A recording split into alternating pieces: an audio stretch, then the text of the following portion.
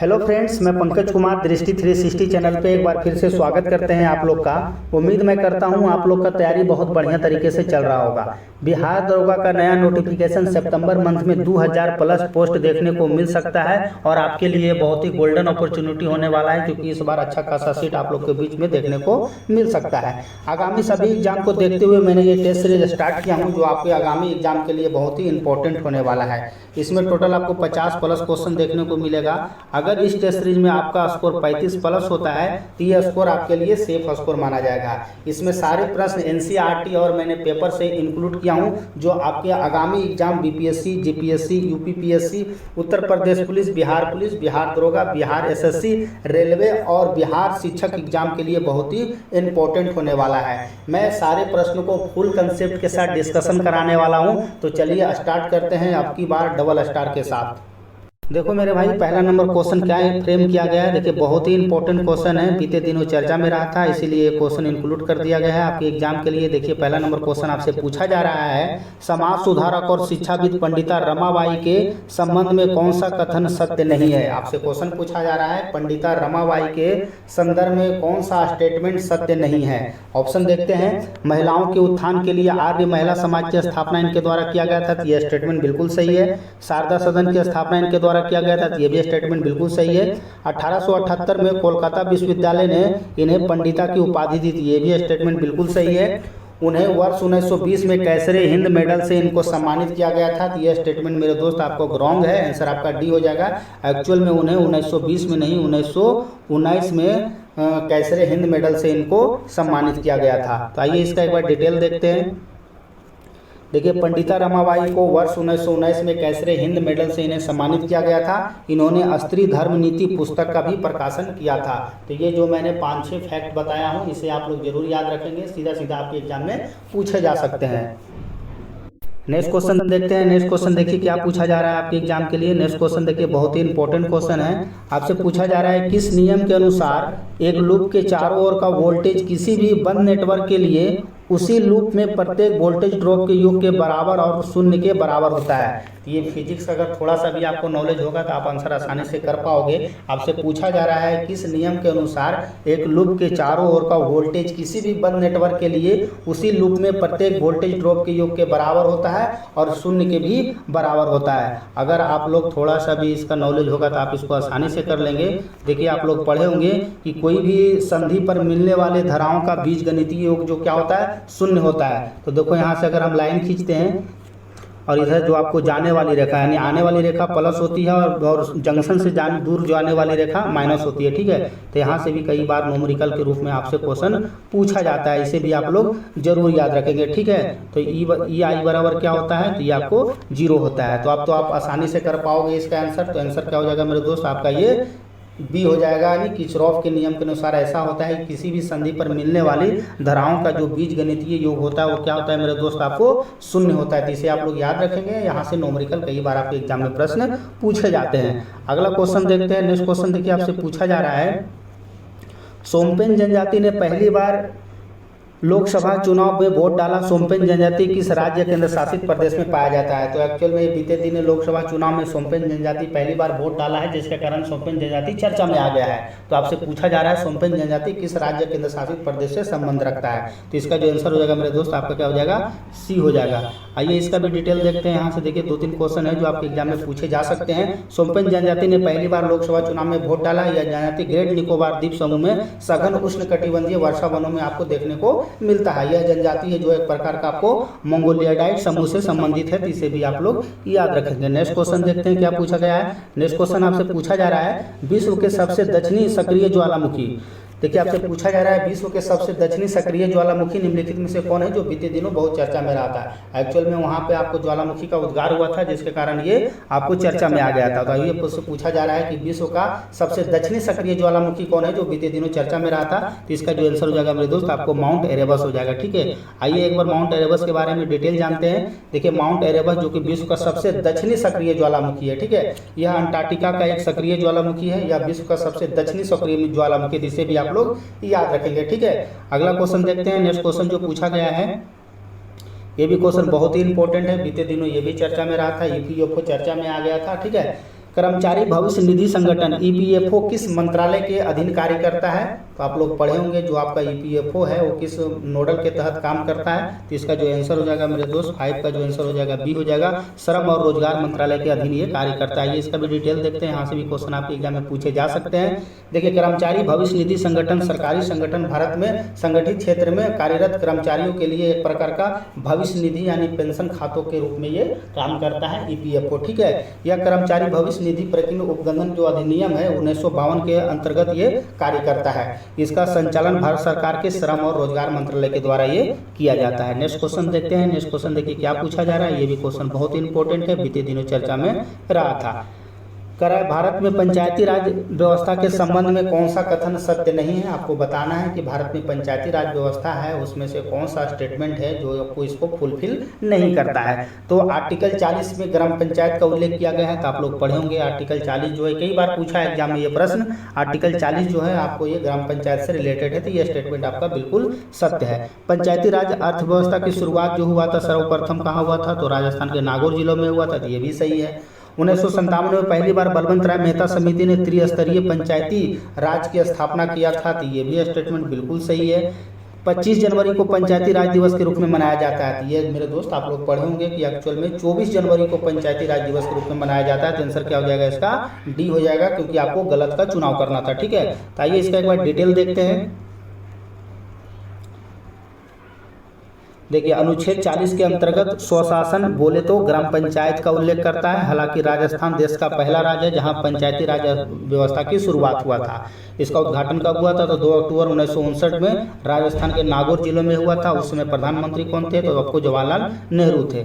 और 1957 में पहली बार बलवंत राय मेहता समिति ने देश के लिए आपको त्रिस्तरीय पंचायती राज व्यवस्था का गठन किया था, तो ये भी आपको पता है। और जैसा कि मैंने बता भी दिया था आप लोग को कि 24 जनवरी को पंचायती राज दिवस के रूप में मनाया जाता है। नेक्स्ट क्वेश्चन देखिए, ये भी क्वेश्चन बहुत इंपॉर्टेंट है, बीते दिनों लोकसभा चर्चा में आ गया था। तो पहली लोकसभा किस वर्ष अस्तित्व में आई? बहुत इंपॉर्टेंट है, आपसे क्वेश्चन पूछा जा रहा है कि पहली बार किस वर्ष लोकसभा अस्तित्व में आई, पहली बैठक कब हुआ ये नहीं पूछा जा रहा है, आपसे पूछा जा रहा है पहली लोकसभा किस वर्ष अस्तित्व में आया। तो 7 का जो आंसर हो जाएगा मेरे दोस्त आपका ये सी हो जाएगा, 17 अप्रैल 1952 को पहली बार लोकसभा अस्तित्व में आया था। आइए इसका डिटेल देखते हैं। देखिए, पहली लोकसभा 17 अप्रैल 1952 को अस्तित्व में आई थी। इसकी जो पहली बैठक हुआ था आपको 13 मई 1952 में आयोजित किया गया था और गणेश वासुदेव मावलंकर इसके पहले लोकसभा के अध्यक्ष थे। तो ये भी कई बार क्वेश्चन आपके एग्जाम में पूछे जा चुके हैं। नेक्स्ट क्वेश्चन देखते हैं। नेक्स्ट क्वेश्चन भी देखिए बहुत ही इंपॉर्टेंट है। 23 अप्रैल 1858 को अंग्रेज के किस सेना को हराकर बाबू वीर कुंवर सिंह ने जगदीशपुर में किले पर कब्जा किया था? आप लोगों को पता है बाबू वीर कुंवर सिंह जो कि 83-84 साल के थे, तब भी इंग्लैंड के सेनाओं को बहुत बुरे तरीके से पीटे थे। ठीक है, तो ये उसी से क्वेश्चन फ्रेम किया गया है कि 23 अप्रैल 1858 को अंग्रेजों के किस सेना को हराकर बाबू वीर कुंवर सिंह ने जगदीशपुर के किले पर कब्जा किया था? तो 8 का जो आंसर हो जाएगा मेरे दोस्त आपको कैप्टन ली ग्रैंड हो जाएगा। आंसर आपका क्या हो जाएगा? बी हो जाएगा। आइए इसका भी डिटेल एक बार देखते हैं, यहाँ से भी क्वेश्चन कई बार पूछा गया आपके एग्जाम में। देखिए, 23 अप्रैल 1858 में वीर कुंवर सिंह में जगदीशपुर में गढ़ पर कब्जा करने के लिए युद्ध छेड़ दिया था, जिसमें से अंग्रेज के 34वें बटालियन कैप्टन ली ग्रांड 190 सैनिकों के साथ युद्ध करने के लिए उतरा था। और इस युद्ध में ग्रैंड क्या हो गया? मारा गया। इसको आपको वीर कुंवर सिंह गिरा के मारा था। ठीक है, तो इसे आप लोग याद रखेंगे। और मारने के बाद अंग्रेज लोग ने इसको पकड़ने के लिए 25,000 का इनाम भी रखा था। तो ये भी क्वेश्चन कई बार आपके एग्जाम में पूछे जा सकते हैं। ठीक है, एक क्वेश्चन और पूछा जाता है इससे जोड़ के। विंसेंट आयर ने पहली बार हमला किया था 11 अगस्त 1857 को मेजर विंसेंट आयर ने पहली बार जगदीशपुर गढ़ पर हमला किया था। साथ ही साथ आपको ये भी पता होना चाहिए कि बिहार में 1857 की क्रांति के 2 नेता थे और कई बार आपके एग्जाम में पूछे जाते हैं प्रश्न। बिहार में 1857 के क्रांति के नेता आरा से कौन थे? जगदीशपुर से।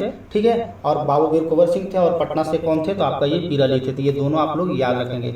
अगला क्वेश्चन देखते हैं। अगला क्वेश्चन पूछा जा रहा है आपसे कि पशुओं द्वारा होने वाले मानव रोग के लिए कौन सा वायरस सबसे ज्यादा जिम्मेदार है? बहुत ही इंपॉर्टेंट है, बीते दिनों ये चर्चा में रहा था, इसलिए क्वेश्चन फ्रेम किया गया है। पशुओं द्वारा होने वाले मानव रोग के लिए कौन सा वायरस सबसे ज्यादा जिम्मेदार है? तो 9 का आंसर हो जाएगा मेरे दोस्त एंथ्रोपोनोसिस हो जाएगा। आंसर आपका क्या हो जाएगा? बी हो जाएगा। ये इसका भी डिटेल देखते हैं एक बार। पशुओं द्वारा होने वाले मानव रोग के लिए एंथ्रोपोनोसिस वायरस सबसे ज्यादा जिम्मेदार है। नेक्स्ट क्वेश्चन देखते हैं। नेक्स्ट क्वेश्चन आपसे पूछा जा रहा है, भारतीय वास्तुकला में फारसी प्रभाव सबसे पहले प्रभाव किस मुगलकालीन मकबरा में देखने को मिला था। तो मैं 2-3 दिन पहले भी घूमने के लिए गया था, वहीं से ये क्वेश्चन फ्रेम किया गया है। भारतीय वास्तुकला में फारसी प्रभाव का सबसे पहले प्रभाव किस मुगलकालीन मकबरा में देखने को मिला है।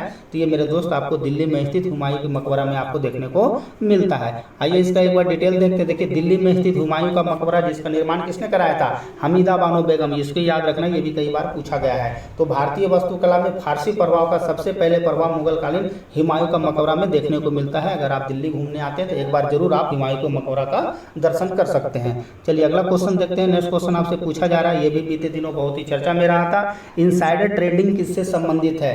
तो आपको बताना है इनसाइडर ट्रेडिंग एक प्रकार का ये शेयर बाजार से रिलेटेड है। तो आंसर आपका क्या हो जाएगा, ए हो जाएगा। आइए इसका भी डिटेल देखते हैं। इनसाइडर ट्रेडिंग का जो संबंध है आपको बताया था मैंने कि शेयर बाजार से है। इनसाइडर ट्रेडिंग अंदरूनी सूत्रों द्वारा व्यापार की गोपनीय जानकारी तथा पहुंच के माध्यम से अपने स्वयं के लाभ के लिए और स्टॉक एक्सचेंज पर व्यापार करने के लिए अवैध कार्य है। तो इसे भी आप लोग याद रखेंगे, बीते दिनों चर्चा में रहा था।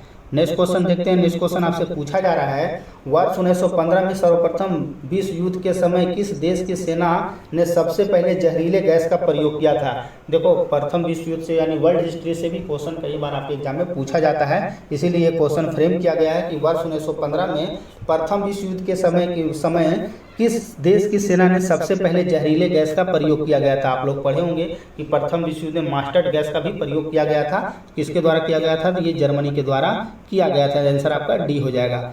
देखिए 1915 में प्रथम विश्व युद्ध के दौरान जर्मनी की सेना ने पहली बार जहरीले गैस मास्टर्ड गैस का भी इस्तेमाल किया था। जर्मन सेनाओं ने इपरा की दूसरी लड़ाई के दौरान 6 किलोमीटर के मोर्चों पर कोलिरीन गैस और आंसू गैस भी छोड़ा गया था। तो ये फैक्ट है, इसे आप लोग जरूर याद रखेंगे।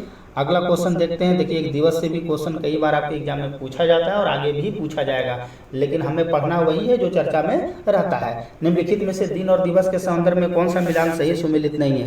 देखिए पंचायती राज दिवस 24 जनवरी को मनाया जाता है, ये तो बिल्कुल सही है। पृथ्वी दिवस कई बार आपके एग्जाम में पूछा जाता है, विश्व पृथ्वी दिवस 22 अप्रैल को, और विश्व जल दिवस आपको 22 मार्च को, और विश्व कैंसर दिवस 3 फरवरी को। तो यही आंसर क्या हो जाएगा, डी बिल्कुल रॉन्ग है। ठीक है, आप लोग पढ़े होंगे कि विश्व कैंसर दिवस जो मनाया जाता है मेरे दोस्त कब मनाया जाता है, तो आप लोग पढ़े होंगे ये मनाया जाता है आपको 4 फरवरी को। तो इसे आप लोग याद रखेंगे। आइए इसका भी एक बार डिटेल देख लेते हैं। देखिए पंचायती राज दिवस 24 जनवरी को, विश्व पृथ्वी दिवस आपको 22 अप्रैल को, विश्व जल दिवस 22 मार्च को, और विश्व कैंसर दिवस 4 फरवरी को। ये चारों क्वेश्चन आपके एग्जाम में बार बार पूछा जाता है। ठीक है, जिसे आप लोग याद रखेंगे। नेक्स्ट क्वेश्चन देखते हैं। नेक्स्ट क्वेश्चन देखिए, ये भी क्वेश्चन बीते दिन बहुत ही चर्चा में था। चर्चा में इसलिए था क्योंकि आपको 2 देश के बीच में घमासान युद्ध हुआ था, जिसके कारण ये आपको शांति वार्ता हुआ था। ठीक है, तो निम्न में से किसने इस्तांबुल मसौदा संबंधित है, आपको बताना है निम्न में से किससे इस्तांबुल समझौता संबंधित है। तो इस्तांबुल मसौदा जो है मेरे दोस्त रूस और यूक्रेन के शांति वार्ता था। एक्चुअल में रूस और यूक्रेन के बीच में युद्ध हुआ था, जिसके कारण शांति वार्ता के लिए इस्तांबुल मसौदा तैयार किया गया था। आंसर क्या हो जाएगा आपका, डी हो जाएगा। देखिए रूस यूक्रेन शांति वार्ता से इस्तांबुल मसौदा संबंधित है। अगला क्वेश्चन देखते हैं, हैजा रोग। देखिए बीते दिन हैजा रोग भी चर्चा में आ गया था। हैजा रोग किस जीवाणु के कारण होता है, तो आप लोग पढ़े होंगे कि हैजा रोग है वो आपको विब्रियो कोलोरी के कारण होता है। आंसर क्या हो जाएगा मेरे दोस्त, आपका ये डी हो जाएगा। ये इसका भी डिटेल देखते हैं एक बार। हैजा रोग जीवाणु संक्रमण रोग है या छोटी आंत का जीवाणु संक्रमण है जो दस्त के कारण बनता है। ठीक है, किसके कारण बनता है, दस्त के कारण बनता है। और इसका जो एजेंट है मेरे दोस्त आपको विब्रियो हैजा है। ठीक है, फैलता कैसे है दूसरे में, तो हैजा रोग, हैजा जो है हैजा की जीवाणु दूषित जल या भोजन से लोगों में फैलता है। ठीक है, तो इसे आप लोग बच के रहेंगे। अगला क्वेश्चन आपसे पूछा जा रहा है, एस्बेस्टस विद्युत का क्या है। कई बार ये क्वेश्चन आपके एग्जाम में देखने को मिला है। एस्बेस्टस विद्युत का क्या है, तो एस्बेस्टस जो है मेरे दोस्त आपका ये एक प्रकार का कुचालक होता है। ठीक है, आइए इसका भी डिटेल देखते हैं। देखिए एस्बेस्टस फाइबर उष्मा का कुचालक होता है। इसका जो यूज होता है इंसुलेशन के रूप में, चर्म रोग के रूप में किया जाता है। नेक्स्ट क्वेश्चन देखते हैं। नेक्स्ट क्वेश्चन आपसे गलसुआ रोग। देखो बीते दिनों ना गलसुआ रोग भी बहुत चर्चा में आ गया था, तो इसीलिए क्वेश्चन फ्रेम किया गया है। गलसुआ रोग होने का क्या कारण है, तो गलसुआ रोग होने का जो कारण है मेरे दोस्त आपको ये पैरामाइक्सो वायरस के कारण ये होता है। तो आंसर आपका क्या हो जाएगा, बी हो जाएगा। आइए एक बार इसका डिटेल देखते हैं। गलसुआ रोग या पैरामाइक्सो वायरस के कारण ये होता है। यह संक्रमित व्यक्ति के श्वसन तंत्र के निकट संपर्क में आने अथवा छींक के माध्यम से होता है। तो ऐसे व्यक्ति से आप लोग दूर रहेंगे जिसको ये रोग हो चुका है। ठीक है, क्योंकि आप में भी संक्रमण फैलने का डर बना रहेगा। एक प्रकार का देखिए लाइम रोग, ये भी बीते दिन चर्चा में रहा था। लाइम रोग बेरिला बैक्टीरिया तो आपको ये भी पता होना चाहिए कि लाइम रोग जो होता है बेरेलिया बैक्टीरिया के कारण होने वाला एक प्रमुख जीवाणु संक्रमण रोग है। ये भी बीते दिनों चर्चा में रहा था, तो इसे भी आप लोग याद रखेंगे। नेक्स्ट क्वेश्चन आपसे देखिए पूछा जा रहा है, ये भी क्वेश्चन बढ़िया है मॉडर्न हिस्ट्री का। निम्नलिखित में से कौन सा 1940 के लाहौर संकल्प से संबंधित है? आपसे पूछा जा रहा है निम्न में से कौन सा 1940 के लाहौर संकल्प से संबंधित है? तो इसका जो आंसर हो जाएगा ये पाकिस्तान का गठन, यानी आंसर मेरे दोस्त आपका क्या हो जाएगा? सी हो जाएगा। पाकिस्तान का गठन 1940 के लाहौर के संकल्प से रिलेटेड है। नेक्स्ट क्वेश्चन देखते हैं। नेक्स्ट क्वेश्चन देखिए क्या पूछा जा रहा है आपसे, निम्नलिखित में से कौन सा एंथ्रोपोसिन शब्द का सबसे अच्छा वर्णन करता है? बीते दिन एंथ्रोपोसिन शब्द चर्चा में रहा था, ठीक है। तो ये एक प्रकार का जो है आंसर आपका बी हो जाएगा। एक प्रकार का ये भूवैज्ञानिक युग है जो पृथ्वी पर मानव साक्ष्य की विशेषता के बारे में जानकारी देता है। आइए इसका भी डिटेल देखते हैं। देखिए एंथ्रोपोसिन शब्द सबसे अच्छा वर्णन एक भूवैज्ञानिक युग जो पृथ्वी पर मानव साक्ष्य की विशेषता के बारे में बताता है। साथ ही साथ आपको पता होना चाहिए एंथ्रोपोलॉजी जो होता है आपको मानव शास्त्र के अध्ययन से रिलेटेड है। नेक्स्ट क्वेश्चन देखते हैं। नेक्स्ट क्वेश्चन देखिए एक आर्टिकल है जो बीते दिनों बहुत ही चर्चा में रहा था। किस अनुच्छेद के तहत राष्ट्रपति को किसी समुदाय को अनुसूचित जनजाति घोषित करने का राइट्स है? तो इसका जो आंसर हो जाएगा मेरे दोस्त अनुच्छेद 342 हो जाएगा, यानी आंसर क्या हो जाएगा आपको? बी हो जाएगा। देखिए आर्टिकल 342 के तहत राष्ट्रपति को किसी समुदाय को अनुसूचित जनजाति घोषित करने का अधिकार देता है। अगला क्वेश्चन देखते हैं। नेक्स्ट क्वेश्चन आपसे पूछा जा रहा है कि मृदा अम्लीकरण एक ऐसी प्रक्रिया है जिसकी विशेषता होती है। आपको बताना है कि मृदा अम्लीकरण एक ऐसी प्रक्रिया है जिसकी क्या विशेषताएं होती है। तो इसमें मेरे दोस्त मिट्टी में पीएच मान का कमी हो जाता है। तो आइए इसका भी डिटेल देखते हैं एक बार। देखो मृदा अम्लीकरण एक ऐसी प्रक्रिया है जिसकी विशेषता मिट्टी में पीएच मान की कमी हो जाता है। अब आपको पता होना चाहिए कि पीएच स्केल का पैमाना क्या है। तो आप लोग पढ़े होंगे पीएच का जो पीएच मान उसको कहते हैं जो किसी अम्लता या क्षारीयता को व्यक्त करने के लिए हम एक स्केल का प्रयोग करते हैं। तो इसलिए लिखा गया है पीएच पैमाना वह पैमाना होता है जो किसी पदार्थ की अम्लता या क्षारीयता को बिलियन के हाइड्रोजन आयन की सांद्रता के आधार पर उसका व्यक्त किया जाता है। और इसका खोज किसने किया था? तो आप लोग पढ़े होंगे सोरेनसन के द्वारा किया गया था इसका खोज। और इसका जो सीमाएं हैं 0 से लेकर 14 तक होता है। साथ ही साथ ये भी याद रखना चाहिए, कई बार आपके एग्जाम में ये प्रश्न पूछे जाते हैं। देखो यदि पीएच मान 7 से अगर कम हुआ मेरे दोस्त, ठीक है, तो क्या हो जाएगा? वो अम्ल हो जाएगा। 7 से अधिक होगा तो क्या होगा? क्षारीय होगा।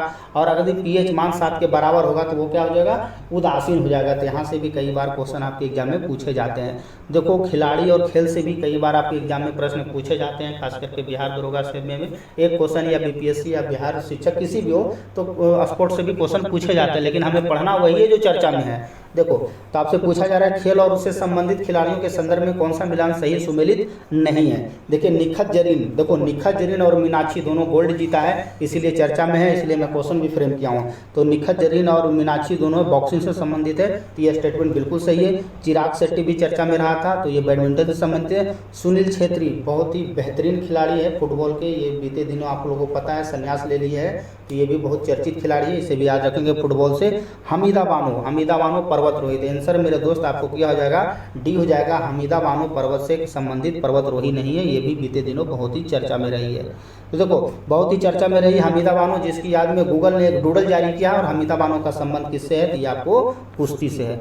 अगला क्वेश्चन देखते हैं। नेक्स्ट क्वेश्चन देखिए आपसे क्या पूछा जा रहा है।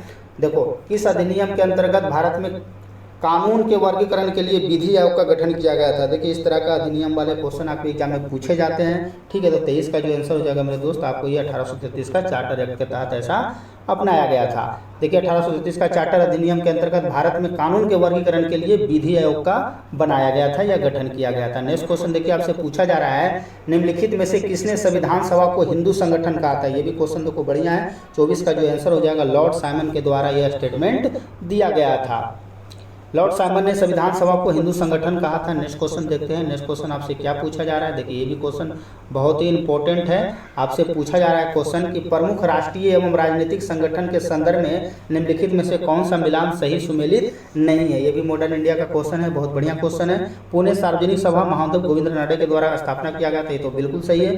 श्रमिक स्वराज पार्टी काजू निजरामुल इस्लाम के द्वारा स्थापित किया गया था। क्रांतिकारी सामाजिक पार्टी मनवेंद्र नाथ टैगोर के द्वारा, यही स्टेटमेंट मेरे दोस्त आपको बिल्कुल गलत है। अब बाकी आपको पता है वुमेन्स एंड इंडियन एसोसिएशन किसके द्वारा किया गया था? तो ये लेडी सदाशिवराव अय्यर के द्वारा किया गया था। तो ये क्रांतिकारी साम्यवादी पार्टी का जो गठन किया गया था ये सोमेंद्र नाथ टैगोर के द्वारा किया गया था। बाकी उपयुक्त सभी मिलान सही है। अगला क्वेश्चन देखते हैं। नेक्स्ट क्वेश्चन पूछा जा रहा है, निम्नलिखित में से कौन सी धातु मूल अवस्था में नहीं पाई जा सकती है। ये भी देखो इंपॉर्टेंट क्वेश्चन है, आपसे पूछा जा रहा है निम्नलिखित में से कौन सी धातु मूल अवस्था में नहीं पाई जाती है। तो 26 का जो आंसर हो जाएगा मेरे दोस्त, आपका क्या हो जाएगा, जिंक हो जाएगा, यानी आंसर आपका बी हो जाएगा। देखो अधिक प्रतिक्रियाशील होने के कारण जिंक मूल अवस्था में नहीं पाई जाती है। प्लेटिनम सबसे कठोर धातु है, इसे व्हाइट गोल्ड भी कहा जाता है, इसे भी आप लोग याद रखेंगे। अगला क्वेश्चन देखते हैं क्या पूछा जा रहा है। नेक्स्ट क्वेश्चन पूछा जा रहा है आपसे, बहुत चर्चा में रहा देश और उसकी राजधानी के संदर्भ में कौन सा मिलान सही सम्मिलित नहीं। ये क्वेश्चन देखो राज्य राजधानी से भी पूछा जाता है बिहार दरोगा में, अगर आप लोग दिए होंगे तो, लेकिन हमें पढ़ना वही है जो चर्चा में है, जो चर्चा में है वही आपके एग्जाम में सीधा सीधा प्रश्न पूछा जाएगा। ठीक है, तो देखो बीते दिनों इजराइल बहुत चर्चा में रहा था, इसका राजधानी कहाँ है, जेरूशलेम, जिसको एक पवित्र स्थल भी घोषित किया गया है। ठीक है, ईरान की राजधानी तेहरान है, सबको पता होगा। ठीक है, और कांगो गणराज्य जो है ब्राजील का राजधानी है। सीरिया, देखो सीरिया की राजधानी किगाली, ये एकदम बिल्कुल गलत है, आंसर क्या हो जाएगा आपको डी हो जाएगा। ठीक है, तो सीरिया भी बीते दिनों बहुत ही चर्चा में रहा था। तो सीरिया की राजधानी क्या है, दमिश्क, इसे याद रखेंगे। रवाडा किसकी राजधानी है, किगाली की। ठीक है, और जॉर्डन की राजधानी अमान है, तो इसे भी आप लोग याद रखेंगे।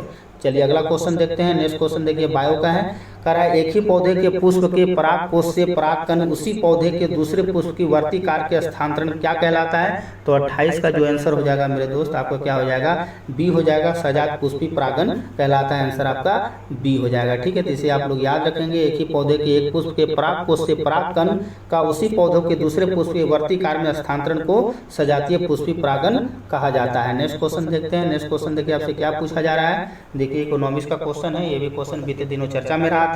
यदि मंदी की स्थिति में वस्तुओं की कीमतें भी गिरने लगे तो यह स्थिति क्या कहलाती है। आपसे पूछा जा रहा है, यदि मंदी की स्थिति में वस्तुओं की कीमतें भी गिरने लगी तो यह स्थिति क्या कहलाती है। तो ऐसे स्थिति को मेरे दोस्त आपको महामंदी कहलाता है, तो इसे आप लोग याद रखेंगे, आंसर आपका बी हो जाएगा। देखिए किसी भी देश की जीडीपी बोले तो सकल घरेलू उत्पाद की वृद्धि में दर में लगातार 2 तिमाही या उससे अधिक तक नकारात्मक रहती है, तो इस स्थिति में मंदी कहा जाता है। ठीक है, अगर ऐसा कंडीशन बना तो मंदी, और यदि मंदी की स्थिति में वस्तुओं की कीमतें भी गिरने लगे तो ऐसी स्थिति को महामंदी कहा जाता है। तो ये दोनों फैक्ट आप लोग जरूर याद रखेंगे। अगला क्वेश्चन देखते हैं। नेक्स्ट क्वेश्चन क्या पूछा गया है। नेक्स्ट क्वेश्चन देखिए बहुत ही इंपॉर्टेंट है, निम्नलिखित में से कौन सा मिलान सही सुमेलित नहीं है। आपसे पूछा जा रहा है कि निम्नलिखित में से कौन सा मिलान सही सुमेलित नहीं है। पोर्टफोलियो प्रणाली बहुत इंपॉर्टेंट है, तो पोर्टफोलियो प्रणाली का जनक लॉर्ड कैनिंग को कहा जाता है, तो ये आपका बिल्कुल सही है। पटना का गोल घर आपको वारेन हेस्टिंग के द्वारा बनाया गया था, उसमें अनाज रखने के लिए, ये भी बहुत फेमस है, तो ये भी आपको पता होना चाहिए। कोलकाता का विक्टोरिया महल, मैं हाल ही के दिनों में घूमा भी हूँ, तो ये लॉर्ड कर्जन इसको बनाया था, ये भी इंपॉर्टेंट है।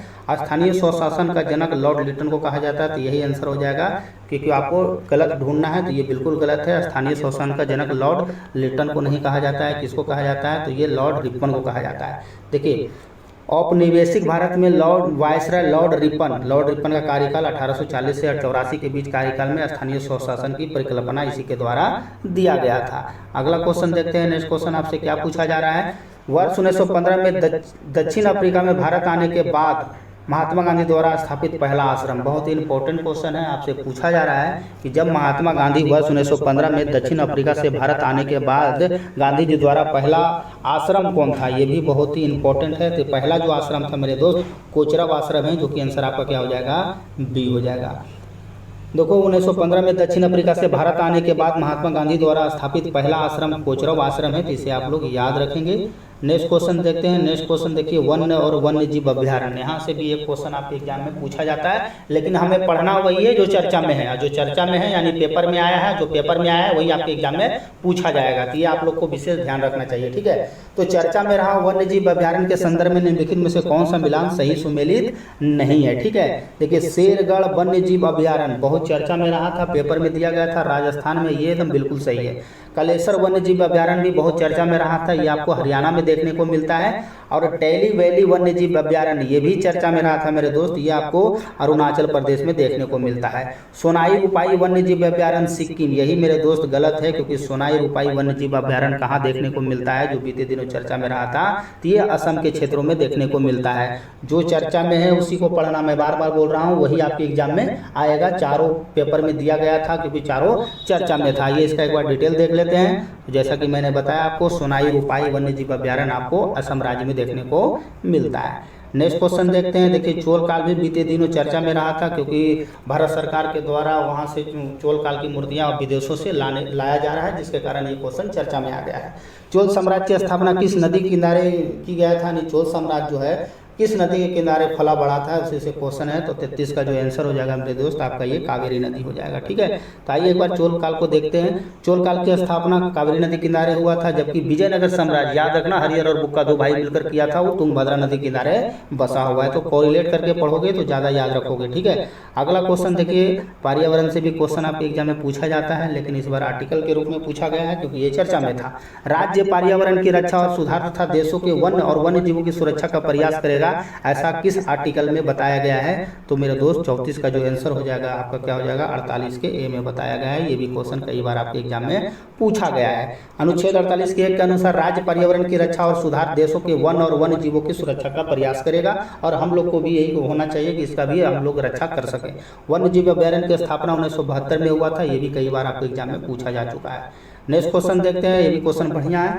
मानव शरीर में निम्न में से कौन सा हार्मोन रक्त, कैल्शियम और फॉस्फेट को नियंत्रण करता है? तो इसका जो आंसर हो जाएगा 35 का मेरे दोस्त आपको पैराथायराइड हार्मोन हो जाएगा, यानी आंसर क्या हो जाएगा आपको? सी हो जाएगा। ठीक है, तो देखिए पैराथायराइड हार्मोन में होता है क्या है? एक प्रकार का थायराइड के ऊपर चिपकी होती है, जिसमें से एक हार्मोन पैराथोर्मोन का स्रावन करता है, जिसमें हड्डी के टूटे फूटे भाग को अतिरिक्त कैल्शियम को हटाकर रक्त में उसमें डाला जाता है। तो इसे आप लोग याद रखेंगे। चलिए अगला क्वेश्चन देखते हैं, साथ ही साथ आप इसको भी याद रखेंगे। ठीक है, पैराथायराइड जो हार्मोन की कमी से गठिया रोग तथा अधिकता से ऑस्टियोपोरोसिस भी हो जाता है। तो ये दोनों बीमारी बहुत इंपॉर्टेंट है, एग्जाम में पूछा जाता है आपके एग्जाम में। ठीक है, चलो अगला क्वेश्चन देखते हैं। नेक्स्ट क्वेश्चन देखिए, नीलगिरी तहार बहुत ही चर्चा में रहा था, पेपर में भी दिया गया था। तो नीलगिरी तहार इन दिनों सुर्खियों में या IUN की कौन सी लिस्ट में सूचित है? देखो दरोगा इस टाइप का क्वेश्चन पूछा था, अगर आप लोग को याद होगा पिछला बार आप लोग दिए होंगे तो ये इस तरह का क्वेश्चन पूछा गया था। तो नीलगिरी तहार इन दिनों सुर्खियों में या IUCN की रेड लिस्ट में शामिल है। ठीक है, तो 36 का जो आंसर हो जाएगा मेरे दोस्त ये लुप्त प्राय में शामिल किया गया है। और आपको नीलगिरी तहार जो है आपको जो जानवर है कहाँ देखने को मिलता है? तो आपको ये तमिलनाडु के क्षेत्र में आपको देखने को मिलता है। नीलगिरी तहार इन दिनों सुर्खियों में है, इसे IUCN के रेड लिस्ट में लुप्त प्राय प्रजाति के रूप में सूचीबद्ध किया गया है, और वन्य जीव संरक्षण अधिनियम 1972 और अनुसूची 1 के तहत संरक्षित किया गया है। नेक्स्ट क्वेश्चन देखते हैं। नेक्स्ट क्वेश्चन जो पूछा गया आपसे ये भी इंपॉर्टेंट क्वेश्चन है। ऐसे पहले क्रांतिकारी जिन्होंने स्वतंत्रता के आयुध संघर्ष के रूप में माना जाता है, तो आपको बताना है कि किसे आयुध संघर्ष के जनक के रूप में माना जाता है। तो इसका जो आंसर हो जाएगा वासुदेव बलवंत फड़के हो जाएगा। ठीक है, तो आइए देखते हैं इसका डिटेल। वासुदेव बलवंत फड़के ऐसे पहले क्रांतिकारी जिन्हें भारतीय स्वतंत्रता के आयुध संघर्ष के रूप में माना जाता है। अगला क्वेश्चन देखते हैं। नेक्स्ट क्वेश्चन देखिए आपसे क्या पूछा जा रहा है। ये भी क्वेश्चन देखिए बहुत चर्चा में था, पेपर से लिया गया है। किस प्रधानमंत्री के शासनकाल में सबसे अधिक राष्ट्रपति शासन यानी आपको 51 बार लगा है? तो किस प्रधानमंत्री के शासनकाल में सबसे अधिक राष्ट्रपति शासन आपको 51 बार लगा है? तो इंदिरा गांधी के समय में सबसे ज़्यादा 51 बार लगा है। तो इसे भी आप लोग याद रखेंगे। ठीक है, अगला क्वेश्चन देखते हैं, बहुत ही सुर्खियों में रहा। मुल्ला पेरियार बांध किस नदी पर स्थित है, जो काफ़ी चर्चा में है? देखिए बीते दिने मुल्ला पेरियार बांध चर्चा में आ गया था, जिसके कारण क्वेश्चन फ्रेम किया गया है। तो मुल्ला पेरियार बांध जो है मेरे दोस्त आपको किस नदी के किनारे है? तो इसका जो आंसर हो जाएगा मेरे दोस्त आपको डी हो जाएगा, इनमें से कोई नहीं, क्योंकि आप लोग पढ़े होंगे मुल्ला पेरियार जो है आपको पेरियार नदी पर स्थित है। ठीक है, देखिए मुल्ला पेरियार बांध केरल के पेरियार नदी पर है, और मुल्ला पेरियार बांध जो है केरल और तमिलनाडु के बीच में अक्सर विवाद होते रहता है, जिसके कारण ये चर्चा में रहता है। नेक्स्ट क्वेश्चन देखते हैं। देखिए इंटरपोल भी बहुत चर्चा में आ गया है। ठीक है, तो बहुत चर्चा में रहा इंटरपोल, जिसका मुख्यालय आपको पता है लियोन्स फ्रांस में स्थित है। इसकी स्थापना किस वर्ष किया गया था ये आपसे पूछा जा रहा है। तो इसका भी जो आंसर हो जाएगा मेरे दोस्त आपको डी हो जाएगा, क्योंकि इसका जो स्थापना किया गया था 1923 में किया गया था। आइए एक बार इसका भी डिटेल देखते हैं। देखिए इंटरपोल जो कि अंतर्राष्ट्रीय आपराधिक पुलिस संगठन है, इसकी स्थापना 1923 में हुआ था। इसका मुख्यालय लियोन्स यानी फ्रांस में है, और इसका सदस्य जो अभी वर्तमान में है 196 है। ठीक है, भारत भी सदस्य है इसका। ठीक है, तो अगला क्वेश्चन देखते हैं। अगला क्वेश्चन देखिए क्या पूछा जा रहा है। यूक्रेन युद्ध को लेकर बहुत चर्चा में रहा पुस्तक द कोड ऑफ द पोतिनिज्म। देखो अभी बीते दिन आप लोग पढ़ेंगे यूक्रेन और रशिया के बीच में युद्ध छिड़ गया था, जिसके कारण एक पुस्तक लिखा गया है। द कोड ऑफ द पोतिनिज्म किसके द्वारा लिखा गया है? तो ये ब्रायन टेलर के द्वारा लिखा गया है, जिसमें युद्ध के बारे में पूरा डिटेल बताया गया है। ठीक है, अगला क्वेश्चन देखते हैं। देखिए, स्विमिंग पूल के वास्तविक गहराई से कम गहरा प्रतीत होने का क्या कारण है। अभी आप लोग गर्मियों के मौसम में पूरा आप लोग स्विमिंग पूल का मजा ले रहे होंगे, ठीक है। तो इसीलिए क्वेश्चन फ्रेम किया गया है, स्विमिंग पूल के वास्तविक गहराई से कम गहरा प्रतीत होने का क्या कारण है, कौन सा फेमिना के कारण ऐसा आपको देखने को मिलता है। तो 42 का जो आंसर हो जाएगा मेरे दोस्त, आप लोग पढ़े होंगे, प्रकाश का अपवर्तन के कारण ऐसा घटना देखने को मिलता है। प्रकाश के अपवर्तन में क्या होता है, तो जब प्रकाश का अपवर्तन में क्या होता है, जब प्रकाश का माध्यम एक माध्यम से दूसरे माध्यम में जाता है तो दूसरे माध्यम में संचरण की दिशा में परिवर्तित हो जाती है और इस परिघटना को क्या कहा जाता है, अपवर्तन कहा जाता है, ठीक है। चलिए अगला क्वेश्चन देखते हैं। नेक्स्ट क्वेश्चन आपसे क्या पूछा जा रहा है। देखिए, ये भी बहुत चर्चा में रहा था, सिलवे बंदरगाह बहुत ही चर्चा में रहा था, बहुत चर्चा में रहा। सिलवे बंदरगाह कहाँ, किस देश में अवस्थित है, तो 43 का जो आंसर हो जाएगा मेरे दोस्त, ये सिलवे बंदरगाह आपको म्यांमार में देखने को मिलता है। अगला क्वेश्चन देखते हैं। प्रसिद्ध दारफुर संकट, ये संकट आया हुआ है, दारफुर संकट किस देश से संबंधित है, तो आप लोग इसे भी याद रखेंगे, ये भी चर्चा में रहा था। प्रसिद्ध दारफुर संकट किस देश से संबंधित है, तो 44 का जो मेरे दोस्त आपका आंसर हो जाएगा, ये सूडान से रिलेटेड है, ठीक है।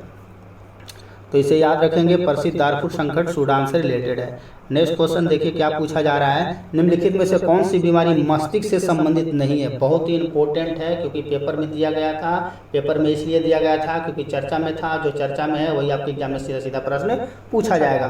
तो आपसे पूछा जा रहा है निम्नलिखित में से कौन सी बीमारी मस्तिष्क से संबंधित नहीं है। देखो मेरे भाई, अल्जाइमर बहुत ही खतरनाक बीमारी है, पार्किंसन भी मस्तिष्क से रिलेटेड है, मल्टीपल स्क्लेरोसिस इसी का आंसर हो जाएगा क्योंकि आप लोग पढ़े होंगे जो MS होता है, मल्टीपल स्क्लेरोसिस होता है, वो नर्वस सिस्टम को डैमेज करता है, बहुत ही खतरनाक बीमारी है, इसका तो इलाज भी नहीं है, ठीक है। बाकी मेनिंजाइटिस भी है, वो मस्तिष्क से रिलेटेड है, तो तीनों को आप लोग याद रखेंगे। बाकी MS जो है मल्टीपल स्क्लेरोसिस है, ये नर्वस सिस्टम को डैमेज करता है, ठीक है। देखिए, मल्टीपल स्क्लेरोसिस MS केंद्रीय तंत्रिका तंत्र के एक लंबे समय तक चलने वाली पुरानी बीमारी है। ऐसा माना जाता है कि एक ऑटोइम्यून डिसऑर्डर बीमारी होता है, ठीक है। तो ऑटोइम्यून डिसऑर्डर में क्या होता है ना कि इसमें से जितने भी चर्म रोग वाला हो जाता है ना, तो उसी को सब ऑटोइम्यून डिसऑर्डर के अंतर्गत सारी बीमारी आता है, जो भी आपको चर्म रोग से रिलेटेड है। लेकिन ये MS बहुत ही खतरनाक बीमारी है, ठीक है, इससे आदमी को बच के रहना चाहिए, इसका तो इलाज भी नहीं है, ठीक है। मल्टीपल स्क्लेरोसिस जिसमें आपको न्यूरॉन को ही खाने लगता है, सेल ही नहीं बनता है, ठीक है, शरीर में, तो इसे आप लोग याद रखेंगे। चलिए अगला क्वेश्चन देखते हैं। नेक्स्ट क्वेश्चन आपसे पूछा जा रहा है कि जब बाबर ने भेरा के किला पर कब्जा किया था उस समय तब निम्नलिखित में से पंजाब के एक बड़े भाग का गवर्नर कौन था। ये भी क्वेश्चन देखो हाल ही के एग्जाम में पूछा गया है, यूपी मेट्रो में ये क्वेश्चन पूछा गया था कि जब बाबर ने भेरा किला पर कब्जा किया था तब निम्नलिखित में से पंजाब के एक बड़े भाग का गवर्नर कौन था। तो 46 का जो आंसर हो जाएगा मेरे दोस्त, आपको दौलत खान लोधी हो जाएगा, आंसर आपका क्या हो जाएगा, B हो जाएगा। तो इसे आप लोग याद रखेंगे, जब बाबर ने भेरा किला पर कब्जा किया था तब पंजाब के एक बड़े भाग पर गवर्नर कौन था, दौलत खान लोधी था। नेक्स्ट क्वेश्चन देखते हैं। नेक्स्ट क्वेश्चन आपसे पूछा जा रहा है, ये भी देखो बीते दिनों बहुत ही चर्चा में रहा था क्वेश्चन, क्योंकि आम का सीजन चल रहा है जिसके कारण आपको कैल्शियम कार्बाइड बहुत चर्चा में आ गया था, क्योंकि कैल्शियम कार्बाइड से फलों को ज़बरदस्ती पकाया जा रहा था जिससे कैंसर होने की संभावना बन सकती है। तो फलों को प्राकृतिक रूप से पकाने के लिए किस रसायन का प्रयोग किया जाता है जो काफ़ी सुर्खियों में है, ठीक है। तो 47 का जो आंसर हो जाएगा मेरे दोस्त, आपको ये एथिलीन हो जाएगा, ठीक है। आइए एक बार इसका भी डिटेल देखते हैं। देखिए, फलों को प्राकृतिक रूप से पकाने के लिए एथिलीन, तो इसका फॉर्मूला भी याद रखना, C2H2, इसका प्रयोग किया जाता है, इसमें कच्चे फलों को भी पकाया जाता है। कैल्शियम कार्बाइड को आमतौर पर मसाला के रूप में भी जाना जाता है, तो इसे भी आप लोग याद रखेंगे, ठीक है। अगला क्वेश्चन देखते हैं। नेक्स्ट क्वेश्चन देखिए आपसे क्या पूछा जा रहा है। नेक्स्ट क्वेश्चन पूछा जा रहा है, संविधान की 7वीं अनुसूची में वर्णित 3 सूचियों को सर्वप्रथम प्रयोग किस अधिनियम में किया गया था। तो ये भी क्वेश्चन देखो इंपॉर्टेंट है, आपसे पूछा जा रहा है संविधान के 7वीं अनुसूची में वर्णित 3 सूची है, आप लोग पढ़े होंगे, का सर्वप्रथम प्रयोग किस अधिनियम में किया गया था। तो 49 का जो आंसर हो जाएगा मेरे दोस्त, आपको क्या हो जाएगा, भारत शासन अधिनियम 1935, यानी आपका आंसर C हो जाएगा।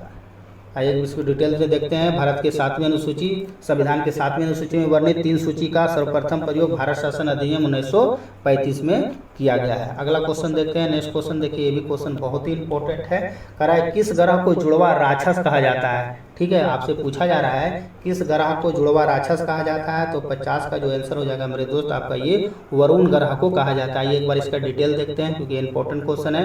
कह रहा है वरुण ग्रह अपने आकार और संरचना में अरुण ग्रह के समान है। तो आपको पता होना चाहिए जो अरुण ग्रह जो है अपने आकार और संरचना में अरुण ग्रह के समान है, तो इसे आप लोगों को पता होना चाहिए। इन दोनों ग्रहों को जुड़वा राक्षस भी कहा जाता है। अभी तक 13 चंद्रमा पाए गए हैं। तो आपको ये पता होना चाहिए जो वरुण ग्रह है अपने आकार और संरचना में अरुण ग्रह के समान है, जिसके कारण इसे जुड़वा राक्षस कहा जाता है। साथ ही साथ इससे कोरिलेट करके देखो एक क्वेश्चन और पूछा जाता है, शुक्र इसे प्रायः पृथ्वी का जुड़वा भी कहा जाता है। शुक्र को आप लोग पढ़े होंगे जिसको पृथ्वी का जुड़वा ग्रह भी कहा जाता है, क्योंकि इसका जो आकार है पृथ्वी के आकार के बराबर होता है। यह सौरमंडल का सबसे चमकीला भी ग्रह है, ठीक है। इसे आकाश में सुबह और सूर्य से छिपते हुए भी देखा जा सकता है, इसीलिए इसे भोर का तारा या शांत का तारा भी कहा जाता है। तो ये सारे फैक्ट है जो आपके एग्जाम में सीधे सीधे प्रश्न पूछे जाते हैं। तो मेरे दोस्त इस तरह से मैंने आपको टोटल 50 क्वेश्चन बहुत ही कम समय में करवा दिया हूं, जो आपके बीते सभी एग्जाम के लिए, आगामी सभी एग्जाम के लिए बहुत ही इंपॉर्टेंट होने वाला है। इस वीडियो को आप लोग जरूर देखें और इसका स्कोर मुझे आप लोग जरूर कमेंट सेक्शन में बताएं कि आप लोग का 50 में से कितना स्कोर हो पा रहा है। तो अगर आपको वीडियो ठीक लगा होगा तो इसे लाइक, शेयर एंड सब्सक्राइब जरूर करें, ताकि मैं नेक्स्ट वीडियो बना सकूं। तो मिलते हैं नेक्स्ट वीडियो में, तब तक इसको रिवीजन कीजिए। धन्यवाद।